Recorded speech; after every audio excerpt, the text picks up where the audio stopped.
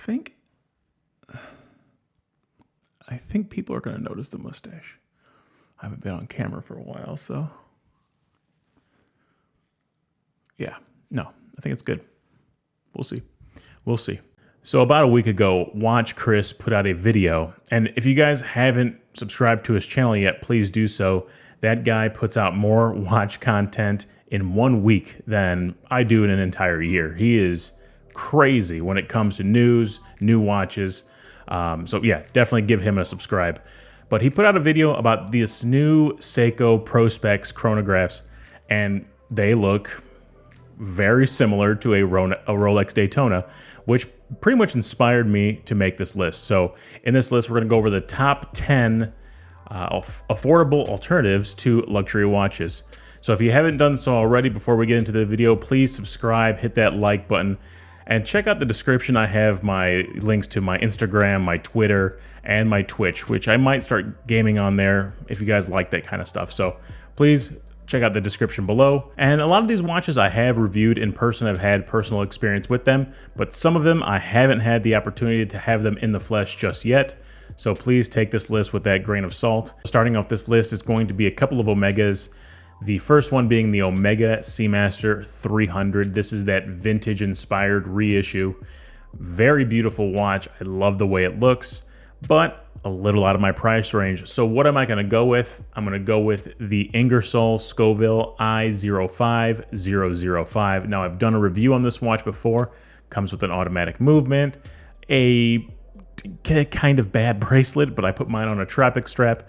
But overall, it gives that same vintage aesthetic without breaking the bank. So that's going to be number one on my list. So the second Omega on this list, if you haven't guessed so already, is going to be the Omega Speedmaster, a watch that's been to the moon, that has great history, great lineage, amazing chronograph. But my affordable alternative is going to be the Bulova Lunar Pilot, a watch that's also been to the moon, that you can get for pretty much a fifth of the price. So this one does come with a quartz movement, but it is the ultra accurate 262,000 hertz movement. I think that's what it is, if I remember off the top of my head. I have done a review of this one as well, so I'll put the card up there if you want to check that one out. An amazing chronograph. Build quality is very good for that $300 to $500 price. You can find these online for that price range all day. Comes on leather, a nylon strap, and also the metal bracelet. I would suggest getting it on the bracelet because you can always change out the strap no matter what. So that's going to be number two. Coming in at number three is the Cartier Tank. Now, Cartier is a brand that I want to like, but I don't think it would fit with the style of watches that I personally like to wear. So as an affordable alternative, I will probably end up buying the Seiko SUP880. This thing comes with a quartz movement as well. It is solar powered, which is great. I think the charge is 6 to 7 months fully charged, and it's only 6.5 millimeters thin. So it's going to fit nice and slim on the wrist. I want to get this on the wrist, but I don't know if I'm going to wear it all that much. And I really need to bring down my watch collection numbers. I don't need to keep buying more and more, even though I keep buying more and more. What am I going to do with my life? But that would be the affordable alternative to the Cartier. Next up is the Breitling Navitimer. And man, when I tell you this is an amazing watch, I really do genuinely mean it. It is an amazing pilot's chronograph. Every time I go to my friend's house, I immediately bypass him, go straight to his watch box, take it out, and wind it up and start playing with the pushers. It is such a good feeling watch on the wrist, in the hands. I love everything about it, except for the price. So for my affordable alternative, I'm going to go with the Seiko Flightmaster. Once again, quartz powered watch, but has the same functionality as the Breitling. You can swap out the straps very easily. TGV from the Urban Gentry channel absolutely loves this watch. Also, the Mad Watch Collector has one, and he raves about it all day long. So I would highly recommend this as an affordable alternative if you don't have the money for that Breitling.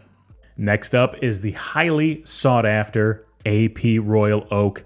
Steel sports watches are back and better than ever. and everyone wants a piece of the AP Royal Oak. But if you cannot afford the AP Royal Oak, such as myself, I bought the next best thing, the Tissot PRX Powermatic 80. I've done so many videos on the Tissot, so go ahead, click up there or there, I can't remember.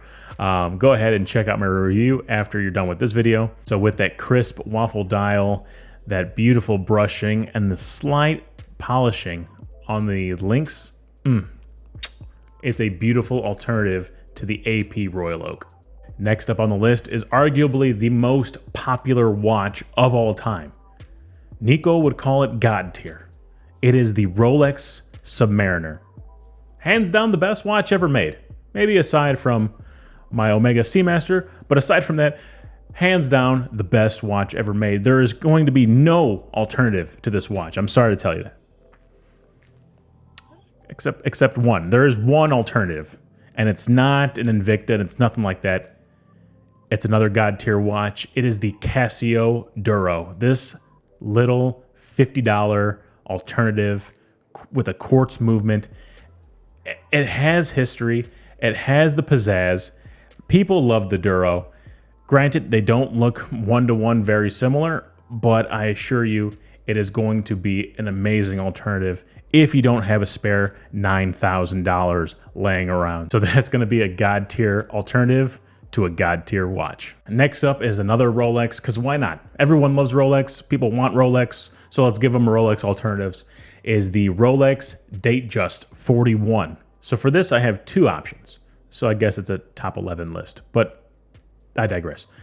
The first option is going to be a little bit more affordable. It's going to be the Tissot Gentleman. Amazing dial. I've had this one in the hands. It feels good. It looks good. It's very well balanced. The second is going to be the Ball Fireman Enterprise. I have yet to have this on the wrist because everywhere it's sold out, everywhere I looked. But it has the tritium dial, or the tritium tubes on the dial and on the hands. It looks very well made, and I hear so many great things about the Ball Watch Company.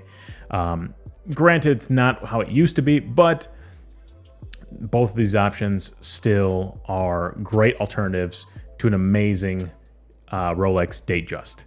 This is going to be the Datejust with the smooth bezel. If you want the fluted bezel, maybe you should look at an Islander, but I didn't want to put the Islander on this list. So if we're doing fluted bezel, yeah, I'm going to probably have to say Islander. The next Rolex we have is that Rolex Day-Date. So many clones of the Day-Date. Too many to list. But the one I can honestly say it's a great alternative is going to be the Seiko SNKK52. This is actually the first watch I've reviewed on this channel, so I'm going to go ahead and leave a link up there. The gold is a little bit too gold, if that makes any sense. It's a very 70s, 80s style gold, so it's very rich. But it's only $150, $160 that you can find them on eBay now. I think they've started phasing this watch out, so I would try to pick this up as fast as possible. This watch is also available in a steel and blue dial, and that one kind of reminds me of a Nautilus. I didn't want to put that one on there since I already have the Day-Date option here. So I guess this is a top 12. Top 12 list, whatever. Top 10, top 12, doesn't matter. So the next Rolex up on this list is the Rolex Daytona. Obviously, you know the alternative I'm going to pick, I already said it in the intro, is the Seiko Prospex SSC 813. SSC 813. I said it right. I said it right. Solar-powered chronograph with that panda dial, black bezel, steel bracelet. There is no better option right now for the Rolex Daytona aside from this Seiko. I don't even think this Seiko is actually released yet. I think it comes out in November. Keep your eyes open. Last but certainly not least is the Panerai Luminor, and I want a Panerai in my collection very badly. I absolutely love the way they look. I just can't afford it, which kind of sucks right now. But what I can afford, and what I did end up buying, is the Citizen Grand Touring 200-meter touring watch. I don't want to call it a diver, but it has that exaggerated crown guard on it. It is a push-pull crown, automatic movement. in-house automatic movement, and I think they saved this movement specifically for the Citizen Signature series of watches. It comes with a custom rotor. I have unboxed this. I'm going to go ahead and post a link up there. If you haven't seen this watch before, it's amazing. It's very hard to find this watch. You can still find this watch on eBay for about $450 to $700, depending on if you want it on the bracelet or on the strap. It's starting to get harder and harder to find, but the Citizen Signature series is, I don't know why they stopped making watches. They have an amazing selection. So I don't know why they got rid of it, but I highly recommend Citizen start re-releasing types of watches like this, because this is just primo.